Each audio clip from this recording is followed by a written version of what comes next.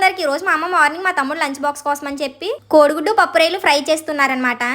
ఇలా చేసుకుని తింటే టేస్ట్ చాలా బాగుంటుంది. చిన్నపిల్లలు కూడా చాలా ఇష్టంగా తింటారు. మా తమ్ముడికి అయితే చాలా ఇష్టం. ఫస్ట్ పప్పు రైలు అనేటిని నీట్గా వాష్ చేసుకుని ఆయిల్లో వేగించుకుని పప్పు రైలు కొంచెం వేగిన తర్వాత 2 కోడిగుడ్లు కూడా తీసుకుని వేసేసుకోవాలి. కోడిగుడ్డు కూడా వేగిపోయిన తర్వాత రుచికి సరిపడినంత ఉప్పు, అలాగే కొంచెం జీరా పౌడర్ కూడా వేసుకోవాలి. జీరా పౌడర్ వేసుకోవడం వల్ల నీచు వాసన రాదు, టేస్ట్ కూడా చాలా బాగుంటుంది. జీరా పౌడర్, ఉప్పు వేసుకున్న తర్వాత మొత్తం ఇలా కలుపుకోవాలి. ఆ తర్వాత సరిపడినంత కారం కూడా యాడ్ చేసుకోవాలి. మా తమ్ముడైతే కారం తక్కువే తింటాడనమాట, అందుకనే మా అమ్మ వాడి కోసం కొంచెం కారమే వేశారు. కారం కూడా యాడ్ చేసుకుని మొత్తం కలిపేసుకుని స్టవ్ ఆఫ్ చేసేసుకోవడమే. అంతే, పప్పు రైలు కోడిగుడ్డు ఫ్రై రెడీ అయిపోయింది.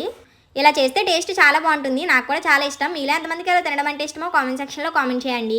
మా తమ్ముడు అయితే అన్ని వెజిటేబుల్స్ తినడనమాట, కొన్ని మాత్రమే తింటాడు. మేము ఎప్పుడైనా వాడు తినని కర్రీ చేసుకున్నప్పుడు మా అమ్మ వాడి కోసం ఇలా కోడిగుడ్డు ఫ్రైయో లేకపోతే పప్పు వండుతారు. ఇవైతే మాట్లాడకుండా తినేస్తాడు. ప్లీజ్ వీడియో లైక్ చేయండి. మీరు లైక్ చేయడం వల్ల వీడియో మరికొందరు చేరుతుంది. మీరు మమ్మల్ని సపోర్ట్ చేసిన వాళ్ళు అవుతారు. అలాగే మన ఛానల్ని సబ్స్క్రైబ్ చేయండి. Bye guys, హకునా matata.